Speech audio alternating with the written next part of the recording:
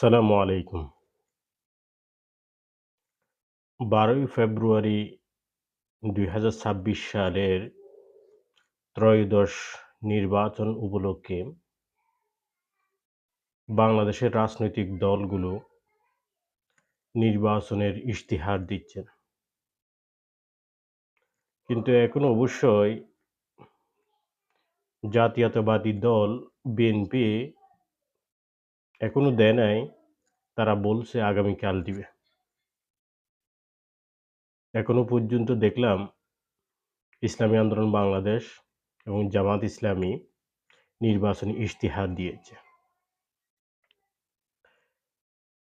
নির্বাচনী ইশতেহারের মাধ্যমে দলগুলো নির্বাচিত হলে তারা জনগণকে কি দিবে এবং দেশে কি করবে তার একটি পরিকল্পনা তারা তুলে ধরে। সে হিসেবে জামাত ইসলামী ৪ ফেব্রুয়ারি ৪১টি সেক্টর নিয়ে ৯০ পৃষ্ঠার একটি ইশতেহার দিয়েছে। সেখানে তারা ২৬টি বিষয়কে সর্বোচ্চ গুরুত্ব দিয়েছে। কিন্তু বাস্তবতা হলো বাংলাদেশে রাজনৈতিক দলগুলো যে ইশতেহার দেয়, সেই ইশতেহারগুলো অনেক সময় বাস্তবায়িত হয় না। জনগণও মনে রাখে না, রাজনৈতিক দলগুলো নির্বাচিত হওয়ার পরও মনে রাখে না। আর জামাত ইসলাম তো অতীতে কখনো সরকার গঠন করে নাই। আগে যারা সরকারে ছিল বিএনপি, জাতীয় পার্টি, আওয়ামী লীগ, এরা কখনো ইশতেহার দিলেও পরবর্তী নির্বাচনের পরে সেই অনুযায়ী অধিকাংশ চলে নাই। অধিকাংশ বাস্তবায়ন হয় নাই। জনগণও মনে রাখে না। অনেক সময় জনগণ ভোট দিয়েছে কিন্তু কি কারণে ভোট দেয় তারা নিজেরাও জানে না। অর্থাৎ তাদের পূর্বপুরুষ ভোট দিয়েছে এই মার্কায়, সেই কারণে তারা সেই মার্কায় ভোট দিয়ে থাকে। তারা যদি ব্যক্তির সততা, দলের সততা চিন্তা ভাবনা করে যদি তারা ভোট দিত, তাহলে বাংলাদেশ অনেকখানি এগিয়ে যেত। ২০২৪ সালের অভ্যুত্থানের পর বাংলাদেশে অনেকটা রাজনৈতিক ধারায় কিছুটা পরিবর্তন এসেছে। সেই হিসেবে বলা যায় বর্তমান রাজনৈতিক দলগুলো যে ইশতেহার দিচ্ছে, সেই ইশতেহারের দিকে তারা মনোযোগ দিয়ে তারা জনগণের অধিকার প্রতিষ্ঠার জন্য কাজ করবে। যেহেতু আমি আজকের ভিডিও করা পর্যন্ত জামাত ইসলামীর নির্বাচনী ইশতেহার দিয়েছে, আজকে তাদের ইশতেহারে কি, কি গুরুত্বপূর্ণ বিষয় আছে, তারা নির্বাচিত হলে জনগণের জন্য কি করবে, শিক্ষার্থীরা কি পাবে, কৃষকরা কি পাবে, আমাদের দেশ নগরায়ন পরিকল্পনা কি হবে, সামরিক খাত কিরকম হবে, তারা অনেকখানি প্রায় ৯০ পৃষ্ঠার এক ইশতেহার দিয়েছে, যা পড়তে অর্থাৎ সাধারণ জনগণের পক্ষে ধৈর্য নিয়ে পড়া অনেক কষ্টকর। তারপর আমি কিছুটা যে বিষয়গুলো গুরুত্বপূর্ণ, বাংলাদেশের জনগণ যে সমস্ত বিষয়গুলোতে অবহেলিত, আজকে আমি সেই বিষয়গুলো আপনাদের কাছে তুলে ধরব। জামাত ইসলামী তারা ১২ই ফেব্রুয়ারি নির্বাচনের মাধ্যমে যদি তারা জিতে জয়লাভ করে এবং সরকার গঠন করার পর তারা যেসব কাজগুলো করবে, সেই কাজগুলো আমি যেগুলো গুরুত্বপূর্ণ সেগুলো আপনাদের কাছে তুলে ধরছি। যেহেতু আমার অডিয়েন্সের অধিকাংশ লোক এই বেশিরভাগ হচ্ছে তারা শিক্ষা খাত, ডিজিটাল এবং খেলাধুলা, রাষ্ট্র গঠন এবং এই বিষয়গুলোর বেশি তারা যেহেতু সচেতন, আমি সেদিকে লক্ষ্য করে সে সামারিটা তুলে ধরছি। ১ম এ বলব শিক্ষা খাতে জামাত ইসলামী কি করবে? বর্তমান তারা শিক্ষা খাতে বাংলাদেশের বাজেট খুবই কম। অর্থাৎ যেই বিশ্বের অন্যান্য দেশে আধুনিক দেশগুলো যেভাবে উন্নত হচ্ছে তা শিক্ষা খাতের মাধ্যমে। গবেষণা কাজে তাদের বাজেট বৃদ্ধি থাকার কারণে। কিন্তু বাংলাদেশে গবেষণা কাজে বাজেট থাকার পরও আমরা দেখেছি ২০২৩ বা ২৪ সালের দিকে একটা রিপোর্ট হয়েছে। গবেষণায় ৳১ ও ব্যয় হয় নাই। সেই হিসেবে জামাত ইসলামী তারা শিক্ষা খাতে পর্যায়ক্রমে জিডিপির ৬% বাজেট বৃদ্ধি করবে। কোনো অসচ্ছল ছাত্র বিদেশে যদি পড়ালেখা করতে চায়, সে যদি পরীক্ষার মাধ্যমে যদি টিকে, তাহলে তার ২ সেমিস্টার ফি সরকার থেকে প্রদান করবে। দরিদ্র ছাত্রদেরকে মাসে ৳৩,০০০ করে তারা সহায়তা করবে জাকাত ফান্ড থেকে। আমাদের বাংলাদেশের অধিকাংশ ছাত্র আছে যারা টাকা না থাকার কারণে, সচ্ছল না হওয়ার কারণে পড়ালেখা চালিয়ে যেতে পারে না। এই ক্ষেত্রে এটা তাদের জন্য খুবই গুরুত্বপূর্ণ ভূমিকা রাখবে। স্নাতক পর্যায়ে শিক্ষার্থীদেরকে মাসে ৳১০,০০০ সর্বোচ্চ ৫ বছর সুদমুক্ত কর্জে হাসানা দিবে। যারা অনার্স লেভেলে, ডিগ্রি লেভেলে আছে, তাদেরকে সরকার সর্বোচ্চ ৫ বছরের জন্য প্রতি মাসে ৳১০,০০০ সুদমুক্ত ঋণ দিবে। অর্থাৎ কর্জ দিবে, যেটা আমরা কর্জে হাসানা বলি। অর্থাৎ কোনো সুদ থাকবে না। বিদেশি বিশ্ববিদ্যালয়গুলোর সাথে সরকার চুক্তি করবে, যাতে ওইখানে বাংলাদেশি ছেলেরা, ছাত্ররা যাতে কি পড়ালেখা করতে পারে। যেহেতু বাংলাদেশে বর্তমান ওই প্রবণতাটা নাই। অনেকে মেধাবী হওয়ার সত্ত্বেও বিদেশি বিশ্ববিদ্যালয়গুলোতে কিভাবে তারা ভর্তি হয়, কোন প্রক্রিয়ায় ভর্তি হয়, কি খরচ হয়, এগুলো অনেকে জানে না। এক্ষেত্রে জামাত ইসলামী সরকার গঠন করলে তারা শিক্ষার্থীদেরকে সহযোগিতা করবে। মাদ্রাসা শিক্ষার্থীদেরকে তারা আলিম পাস করার পরে সৌদি আরবের মদিনা বিশ্ববিদ্যালয়, মিশরের আজহার বিশ্ববিদ্যালয়ে ভর্তির ক্ষেত্রে তারা সহায়তা করবে। ইবতদায়ী মাদ্রাসাগুলোকে বর্তমান প্রাইমারি স্কুল, যে সরকারি প্রাইমারি স্কুল আছে, সেই মর্যায়ে উন্নীত করবে। বেতন কাঠামো ঐরকমই করবে। কারণ বাংলাদেশে যে ইবতদায়ী মাদ্রাসাগুলো আছে, সেগুলো খুবই অবহেলিত।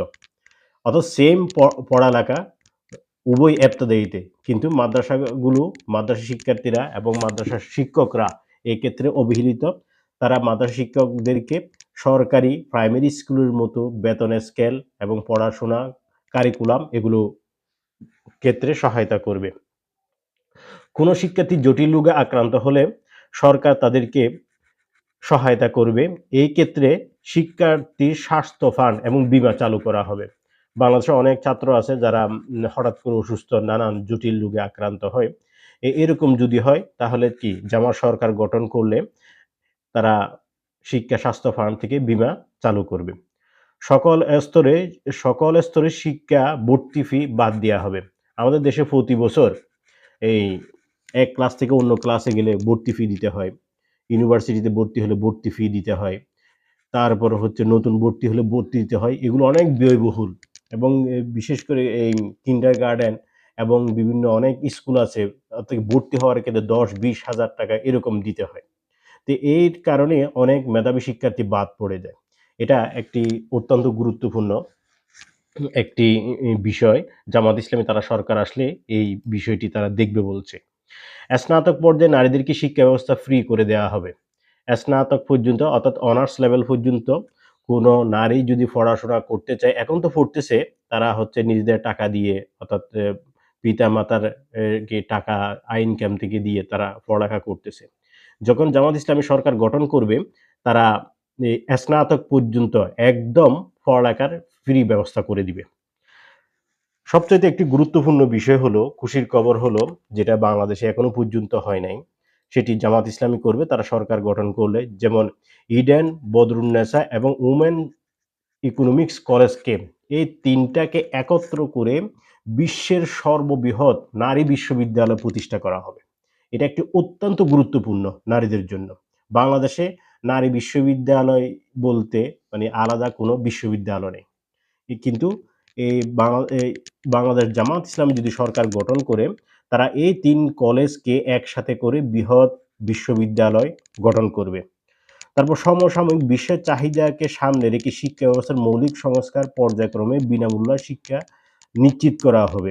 আমাদের দেশের কারিকুলাম পড়াশোনা অনেক সময় আন্তর্জাতিক মানের না, এগুলো স্ট্যান্ডার্ড না, এগুলা হচ্ছে এই দেশে পড়ালেখা করে এক ধরনের অন্য জায়গায় গিয়ে এটা অন্য সিস্টেম হয়ে যায়।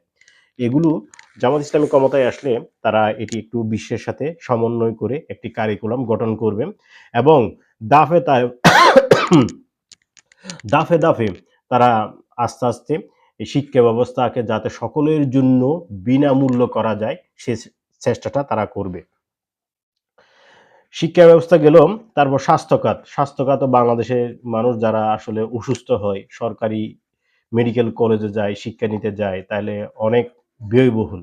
এমনকি বাংলাদেশের অধিকাংশ মানুষ লুজার হয় এবং গরিব হয়ে যায় স্বাস্থ্য খাতের ব্যয়ভার অর্থাৎ স্বাস্থ্য খাতে চিকিৎসা করাতে গিয়ে। যেমন একজন ডাক্তারের ভিজিট ৳১,৭০০ এরকম। তারপর টেস্টের পর টেস্ট চলে। এই ক্ষেত্রে বাংলাদেশ জামায়াত ইসলামী সরকার গঠন করলে তারা একটি পরিবর্তন নিয়ে আসবে বলছে। অর্থাৎ ৫ বছরের নিচে যারা আছে, যে সমস্ত শিশু আছে তাদের জন্য স্বাস্থ্য খাতে অর্থাৎ চিকিৎসা ফ্রি। ৬০ বছরের উপরে যারা সিটিজেন আ আছে অর্থাৎ এই সিটিজেনদেরকে অর্থাৎ ৬০ বছরের উপরের লোকদেরকে তারা একদম চিকিৎসা ফ্রি দিবে। অর্থাৎ ৫ বছরের নিচে ৬০ বছরের উপরে এদের জন্য একদম চিকিৎসা ফ্রি।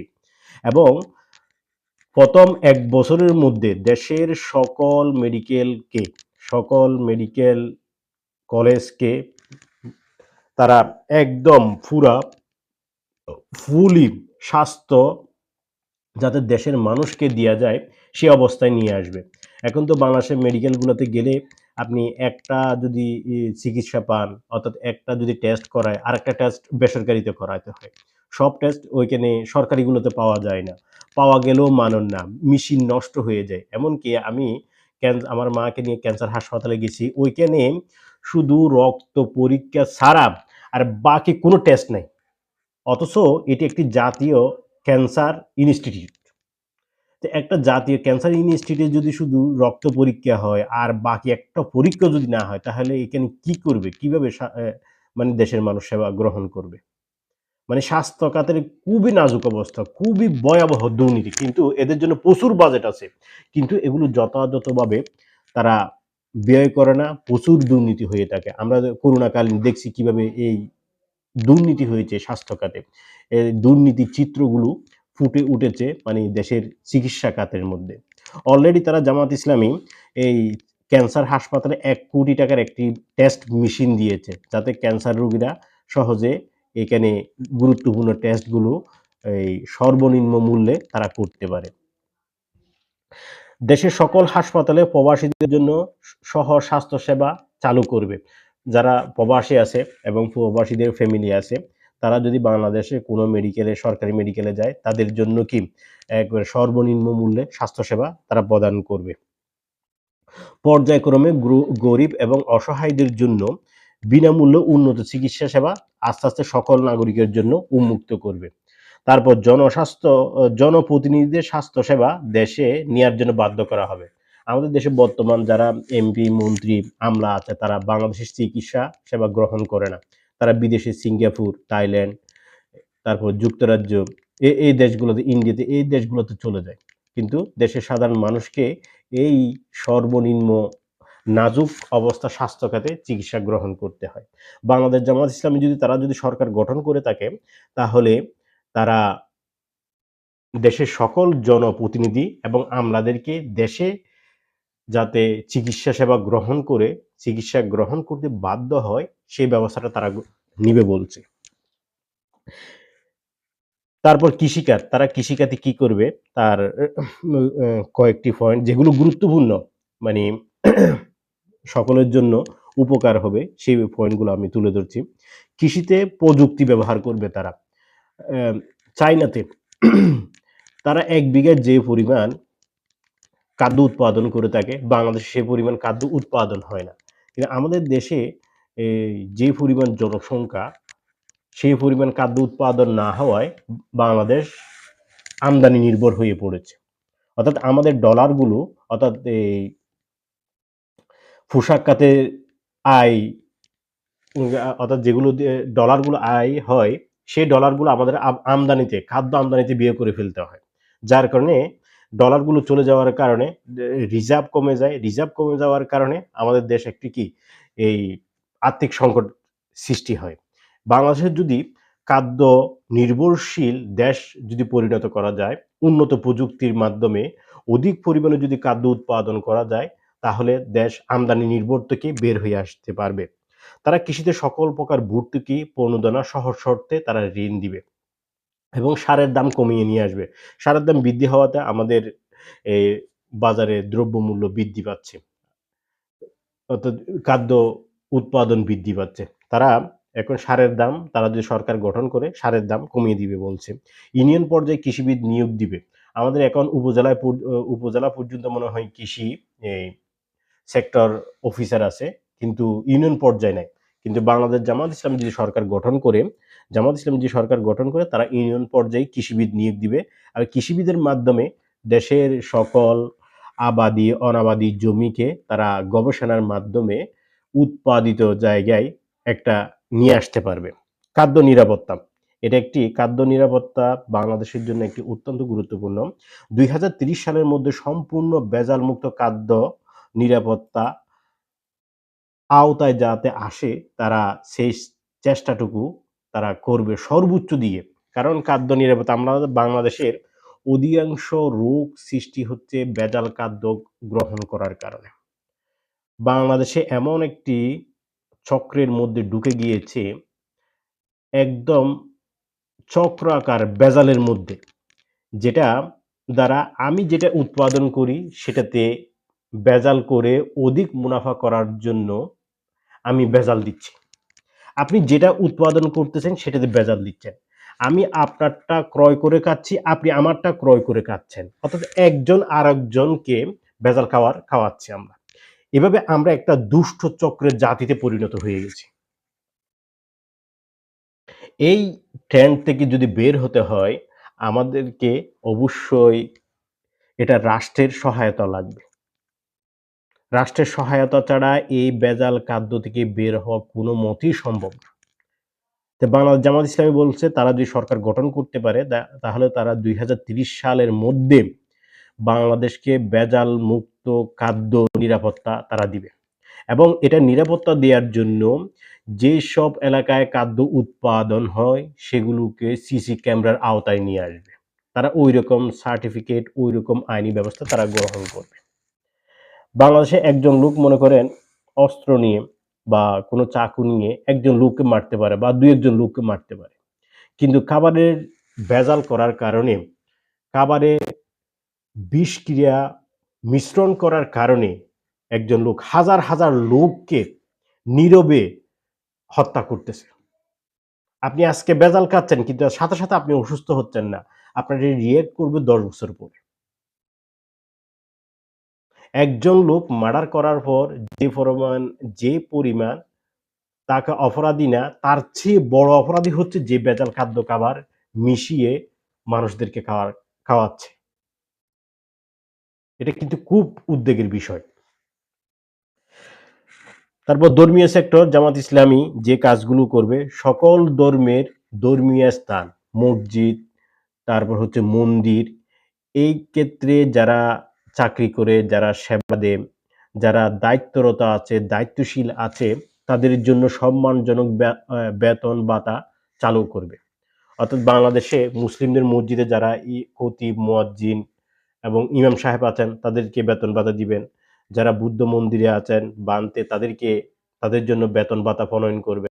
যারা হিন্দু পুরোহিত আছেন তাদের জন্য বেতন ভাতা প্রণয়ন করবে। এটা এখনো বাংলাদেশে অন্য কোনো সরকার করে নাই।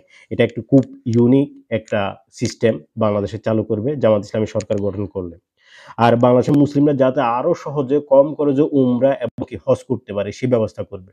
আমাদের দেশে তো এখন সর্বোচ্চ উমরাতে এখন ৭ লাখ ৮ লাখ হয়ে গেছে। একদম মধ্যবিত্ত ফ্যামিলিদের জন্য হজ করা খুব টাফ ব্যাপার হয়ে উঠছে। দিন, দিন এটা আমাদের জন্য কঠিন হয়ে যাচ্ছে। জামাত ইসলামী যদি সরকার গঠন করে তারা সেই কাজগুলো করবে বলছে। প্রযুক্তি খাত। প্রযুক্তি খাত ৫ বছরের মধ্যে ১ কোটি তরুণ-তরুণীকে আন্তর্জাতিক মানে আইটি প্রশিক্ষণ দিবে, যাতে বিশ্বের যেকোনো জায়গায় তারা চাকরি করতে পারে। ১ কোটি অর্থাৎ ৫ বছরের মধ্যে ১ কোটি তরুণ-তরুণীকে তারা আইটি খাত সেক্টরে তারা প্রশিক্ষণ দিবে। চাকরি ক্ষেত্রে তারা কি করবে? আমাদের দেশের মানুষ তো অধিকাংশ বেকার এবং শিক্ষিত হওয়ার পর সে কি করবে সে সিদ্ধান্ত নিতে পারে না। তারা জন্য তারা এই চাকরি খাতকেও গুরুত্ব দিয়েছে। যোগ্য ব্যক্তিরা সরকারি চাকরি পাবে, বয়সে কোনো বাধা থাকবে না। আমাদের দেশে কিন্তু বিগত সরকারগুলো যে দল আসছে সেই দলে তার দলের লোকদেরকে চাকরি দিয়েছে এবং ২-৩ লাখ, ৫ লাখ, ১০ লাখ, ২০ লাখ এমনকি এই দিয়ে ঘুষ দেওয়ার পর সে বিসিএস ক্যাডার হয়েছে এমন নজিরও আছে বাংলাদেশে। সেইজন্য যোগ্য ব্যক্তির চাকরি পাওয়া বয়সের কোনো বাধা থাকবে না। বর্তমান তো ৩২ বয়স। ৩২ বয়সের পরে গেলে আপনি আর কোনো কি করতে পারবেন না। সরকারি চাকরিতে আপনি ঢুকতে পারবেন না। বেসরকারি সেক্টরে আপনি ঢুকতে পারবেন না। তারা অর্থাৎ কি বর্তমান সিস্টেম অনুযায়ী ৩২ এর উপর হলে আপনি অযোগ্য হয়ে যাচ্ছেন। তো বাংলাদেশ জামাত ইসলামী সরকার গঠন করলে আপনার যতদিন কাজ করার সক্ষমতা থাকবে, ততদিন আপনি যেকোনো সরকারি চাকরিতে, বেসরকারিতে আপনি ঢুকতে পারবেন। বাংলাদেশের একজন যদি ৬০-৭০ বছর লোক যদি প্রধানমন্ত্রী হয়ে দেশ চালাইতে পারে, তাহলে একজন ৩২ বছর হওয়ার পরে ৩২ বছর ওভার হইলে সে কাজ করতে পারবে না এখানে। এটা একটি খুবই বৈষম্য বিষয়। এদিকে তারা নজর দিবে বলছে। এই চাকরি আবেদনও কোনো ফি থাকবে না। আমরা যারা আসলে চাকরি খুঁজি, চাকরি অন্বেষণ করি, আমরা আসলে অনেক মানে প্রতি মাসে যে চাকরি খুঁজে তার অনায়াসে কি ২-৩ হাজার টাকা শুধু চাকরি ফি দেয়। তারপর ঢাকাতে পরীক্ষা হলে পরীক্ষাতে আসা যাওয়াতে তার আরো ২-৩ হাজার টাকা কি খরচ হয়ে যায়। যার কারণে সে প্রতিটি পরীক্ষায় অ্যাটেন্ড করতে পারে না। আবেদন করলেও অ্যাটেন্ড করতে পারে না। আবেদন আবার টাকার কারণেও করতে পারে না। একজন বেকার ছেলে সে এত টাকা কোত্থেকে পাবে? আপনি বাংলাদেশে যে পরিমাণ পরীক্ষা হয়, সব পরীক্ষা যদি আপনি অ্যাটেন্ড করতে যান, তাহলে আপনার মাসে ১০-২০ হাজার টাকা খরচ হবে। তো একজন বেকার ছাত্রের পক্ষে এটা কি কখনো সম্ভব? এটা একটি খুব পজিটিভ বিষয়। চাকরি আবেদনে কোনো ফি থাকবে না। এটা যদি হয় তাহলে বাংলাদেশের জনগণের চাকরিজীবীদের ক্ষেত্রে খুবই উপকার হবে। কর্মসংস্থান বৃদ্ধির লক্ষ্যে প্রতিটি উপজেলায় কর্মসংস্থান অফিস করবে। বর্তমান মনে হয় জেলা পর্যায় পর্যন্ত যুব কর্মসংস্থান অফিস আছে। কিন্তু মনে হয় উপজেলা লেভেলে নাই। জামায়াত ইসলামী এই কাজটা তারা করবে। বেকার ভাতা না দিয়ে তারা প্রশিক্ষণ দিবে। বেকার ভাতা মনে করেন আপনি বেকার ভাতার জন্য যারা আমাদের এলাকায় যায়, বয়স্ক ভাতার জন্য যায়, মনে হয় যে এরা ভিক্ষুকের জন্য গেছে। ২-৩ হাজার টাকা দিয়ে ২-৩ মাসের পর এরকম অবস্থা। তো জামাত ইসলাম যে কাজটি করবে আপনাকে প্রশিক্ষণ দিয়ে আপনার হাতে কাজ তুলে দিবে। যাতে আপনি নির্দ্বিধায় আপনি ইনকাম করতে পারেন। সে কাজটি তারা করবে এবং আপনি প্রশিক্ষণ চলাকালীন তারা যখন প্রশিক্ষণ দিবে, এই প্রশিক্ষণের সময় যত খরচ হয় সবগুলো সরকার থেকে বহন করবে। প্রবাসীদের জন্য জামাত ইসলামী যেসব বিষয়গুলো করবে, প্রবাসীদের ভোটাধিকার সহ সব অধিকার নিশ্চিতকরণ, দেশ গঠনে আনুপাতিক বাস্তবসম্মত অংশগ্রহণ নিশ্চিত করা। প্রবাসীদের অলরেডি কি ভোটাধিকার নিশ্চিত এবার করা হয়েছে কিন্তু সব দেশে করা সম্ভব হয় নাই। কিছু, কিছু দেশে করা হয়েছে। জামাত ইসলামী সরকার গঠন করলে সব দেশের লোকেরা ভোটাধিকারের আওতায় আসবে এবং দেশ গঠনে তাদের পরামর্শ, বুদ্ধি এগুলো নিবে তারা বলছে। জনশক্তি রপ্তানি খরচ কমিয়ে নিয়ে আসবে। আমাদের দেশে তো আসলে ইন্ডিয়া থেকে গেলে বিদেশে গেলে একজন লোক কাজের জন্য ৬০-৭০ হাজার টাকা। কিন্তু আমাদের দেশ থেকে একজন লোক গেলে সর্বনিম্ন মিনিমাম ৩ লাখ টাকা লাগে। ৫ লাখ টাকা লাগে। অনেকে আছে জমি, গরু এগুলো বিক্রি করে বিদেশ যেতে হয়। সে এগুলো মানে বিদেশ যাওয়ার পরে মাত্র ৳১,০০০ বা ৳২,০০০ পায়। এই ঋণগুলো শোধ করতে, করতে তার ৫ বছর চলে যায়। তো জামাত ইসলামী সরকার গঠন করলে জনশক্তি রপ্তানি খরচ কমিয়ে নিয়ে আসবে এবং উচ্চ ট্রেডে লোক প্রেরণের জন্য তারা প্রশিক্ষণ দিবে। যাতে আমাদের দেশে তো শুধু মানুষ এই লেবারের কাজে যায়, ক্লিনারের কাজে যায়। কিন্তু এই স্বাস্থ্য খাতে লোক যায় না। তারপর সরকারি প্রশাসন লেভেলের লোক যায় না। আইটি সেক্টরের লোক যেতে পারে না। সরকার যদি জামাত ইসলামী সরকার গঠন করে তারা এই ক্ষেত্রগুলোতে লোক প্রশিক্ষণ দিয়ে তারা বিদেশে লোক প্রেরণ করবে। প্রবাসে কোনো লোক মারা গেলে তার লাশ দেশে আনতে সকল ব্যবস্থা অর্থাৎ খরচ এবং বিদেশে আনুষঙ্গিক অন্যান্য দূতাবাসের মধ্যে যেসব কি সহযোগিতার দরকার তারা এই কাজগুলো করবে। নারী এবং শিশুদের জন্য তারা কি করবে? নারীদের মর্যাদা এবং সুরক্ষার সর্বোচ্চ আইনি পদক্ষেপ নিবে। আমাদের দেশে তো এই ক্ষেত্রে নারীরা কোনো যদি নির্যাতিত হয়, দ্রুত আইন প্রয়োগ হয় না। এই ক্ষেত্রে তারা জামাত ইসলামী দ্রুত আইন প্রয়োগ করবে। শিশুদের সকল খাদ্যের উপর আরোপিত ভ্যাট প্রত্যাহার করবে। তারপর নারীদের উত্তরাধিকার সম্পদ আদায়ের ব্যবস্থা নেয়া হবে। এক্ষেত্রে হচ্ছে বাংলাদেশের যারা আসলে এই ভাই-বোন অর্থাৎ সম্পদ তো পাওয়ার অধিকার রাখে, মা-বাবার সম্পদ যদি থাকে। আমাদের দেশে ভাইয়েরা কিন্তু বোনের সম্পদগুলো অধিকাংশ জায়গায় দিতে চায় না। কোনটা বোধ করে, বুঝছেন? এই ক্ষেত্রে সরকার সহযোগিতা করবে যাতে আপনি আপনার অধিকার আদায় করতে পারেন। নারীদের চাকুরিকালীন সময়ে, মাতৃত্বকালীন সময়ে ৫ ঘন্টা তারা চাকরি করতে পারবে তাদের সম্মতির ভিত্তিতে। সে যদি চায় ৫ ঘন্টা করতে, সরকার ব্যবস্থা করে দিবে। সে যদি চায় ৮ ঘন্টা, তাহলে তো ৮ ঘন্টাতে করতেই পারল। এক্ষেত্রে কোনো সমস্যা নাই। মুক্তিযুদ্ধ এবং জুলাই সেক্টর জনগণের কাছে মুক্তিযুদ্ধের সঠিক ইতিহাস তুলে ধরবে। জুলাই শহীদ পরিবার আহতদেরকে মাসিক সম্মানজনক ভাতা প্রদান করবে। জুলাই সনদ বাস্তবায়ন করবে। এ এগুলো ছাড়াও তারা যেহেতু ৪১ টি খাতে তারা ইশতেহার ঘোষণা করেছে, তার মধ্য থেকে যেগুলো গুরুত্বপূর্ণ সেগুলো আমি অন্যান্য হিসাব করে আপনাদেরকে তুলে ধরছি। এই ঢাকার সাথে অন্যান্য জেলার দূরত্ব কমিয়ে নিয়ে আসবে উন্নত আধুনিক রেল সেক্টরের মাধ্যমে। এই দূরত্বটা তারা কমিয়ে নিয়ে আসবে ২-৩ ঘন্টা করে। তারপর দেশে যদি কোনো লোক যদি চাঁদাবাজি করে, তারপর নারী নির্যাতন করে, অপরাধ করে, আপনারা সেগুলো একটি অ্যাপসের মাধ্যমে জানাতে পারবেন। বর্তমানে একটি তারা অলরেডি অ্যাপস চালুও করেছে পাহারাদার নামে।